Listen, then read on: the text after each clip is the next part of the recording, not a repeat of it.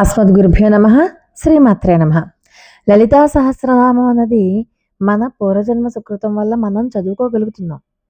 దాని నుంచి ఎన్నో అద్భుతమైనటువంటి పరిహారాలు మనం తెలుసుకోగలుగుతున్నాం, చేసుకోగలుగుతున్నాం. అమ్మ యొక్క వైభవాన్ని ఎంత పొగిడినా అది తక్కువే. సాక్షాత్తు మొత్తం సృష్టిలో ఉన్నటువంటి ద్వాదశాదిత్యులు, దేవతలు, షట్చక్రవర్తులు, ఏకాదశ రుద్రులు, ఇంకా ఎవరెవరైతే ఉన్నారో మొత్తం ఆ గణదేవతలంతా కూడా, వాళ్ళు కాక మళ్ళీ 33 మంది కోట్ల దేవతలు, వీళ్ళెవ్వరూ కూడా అమ్మ వైభవాన్ని వర్ణించలేనటువంటి వారు.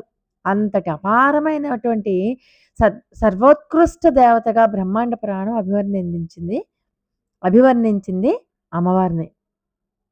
అంటే జగత్తులో ప్రతి ఆత్మ, ప్రతి ప్రాణి అమ్మవారే. అమ్మకు అతీతమైనది సృష్టిలోనే లేదు. అటువంటి తల్లిని భక్తితో స్తుతిస్తే ఖచ్చితమైనటువంటి వైభవం వచ్చి తీరుతుంది. ఇప్పుడు ఈ మంత్రాన్ని మనం చెప్పుకోబోయేటటువంటి నామ మంత్రాన్ని ఐశ్వర్య సంపత్కారణ మంత్రంగా మంత్రశాస్త్రం చెప్తోంది. కాబట్టి ఎవరైతే అమ్మవారి పటానికి ఎదురుగుండగా కూర్చుని పటికీ బెల్లం నైవేద్యంగా పెట్టి ఈ మంత్రాన్ని 41 రోజుల పాటు ప్రతిరోజు 108 సార్లు జపిస్తూ అమ్మవారి పాదాలకు కుంకుమతో పూజ చేసి, పూజ అయ్యాక ఆ పటికీ బెల్లం ఏదైతే నైవేద్యంగా పెట్టారో ఆ పటికీ బెల్లాన్ని ప్రసాదంగా గనక స్వీకరిస్తే వాళ్ళకి అధికారం కూడా మామూలు అధికారం కాదు, రాజకీయ అధికారం లభిస్తుంది. సంపద, అఖండమైనటువంటి సంపద. మీకు అపార సంపద కావాలి అంటే ఇలా సంవత్సరం పాటు జపించాలి, ప్రతిరోజు 108 సార్లు చొప్పున. అలాగే పరమ మానసిక శాంతి ఎన్ని కలుగుతాయో చూడండి.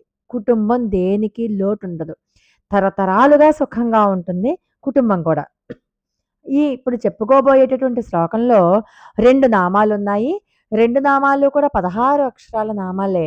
మొట్టమొదటి నామం అయితే దానికి సంబంధించిన ఫలితం ఇది.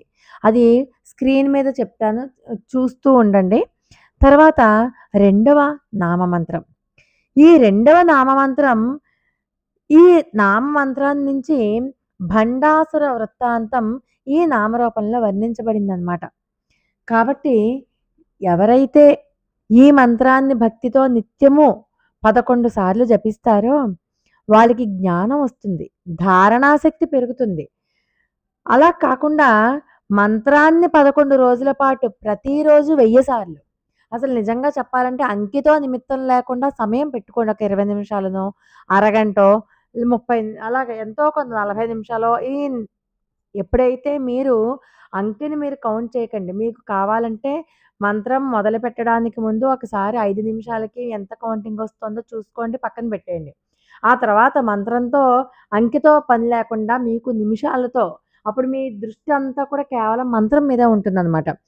1000 సార్లు ప్రతిరోజు ఎవరైతే జపిస్తారో ఎవరి సహాయము అవసరం లేకుండా కోరిన ఉద్యోగము, కోరినంత సంపద పొందొచ్చు అంటుంది మంత్రశాస్త్రం. కాబట్టి ఈ మంత్రానుష్ఠానం చేసే వాళ్ళకి కోపం తగ్గిపోతుంది. ఎంత క్లిష్టమైన పనైనా సరే ఇలా విట్టే సాధిస్తారు. ఎవరికైతే నిద్ర పట్టక బాధపడుతూ ఉన్నారో వాళ్ళు ఈ మంత్రాన్ని పడుకోబోయే ముందు ప్రతిరోజు 9 సార్లు గనక జపిస్తే ప్రశాంతంగా నిద్ర పడుతుంది. దానివల్ల ఆరోగ్యం బాగుపడుతుందన్నమాట. ఇప్పుడు ఆ శ్లోకం ఏంటో ఒకసారి మనం చదువుకుందాం. లలితా సహస్రనామంలో 24వ శ్లోకం. దేవర్షిగణ సంఘాత స్తూయమానాత్మ వైభవా భండాసుర వధోద్యుక్త శక్తి సేనా సమన్విత. ఇక ఈ మంత్రాలను ఎలా చదవాలంటే, ఓ దేవర్షిగణ సంఘాత స్తూయమానాత్మ వైభవాయై నమః. అలాగే 2వ 16 అక్షరాల నామమంత్రాన్ని ఎలా చదువుకోవాలి అంటే, ఓ భండాసుర వధోద్యుక్త శక్తి సేనా సమన్వితాయై నమః. ఇలా లోకా సమస్త సుఖినో భవంతు. మరొక అద్భుతమైన వీడియోతో మళ్ళీ కలుసుకుందాం. అంతవరకు నమస్కారం.